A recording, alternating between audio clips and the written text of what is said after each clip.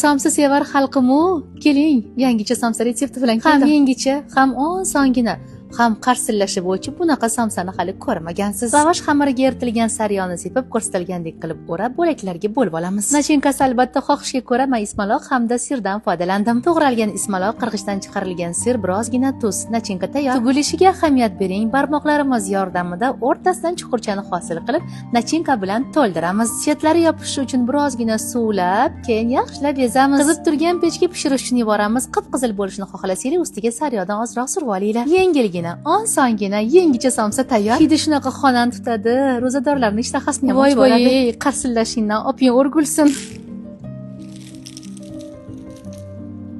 Shunday qilib oson somsa retsepti tayyor. Retsept yoqqan bo'lsa Nodirangizni duo qilib iftorlikda flavisni, muzdekni, nokli suvlari bilan chanqog'ingizni qoldiring.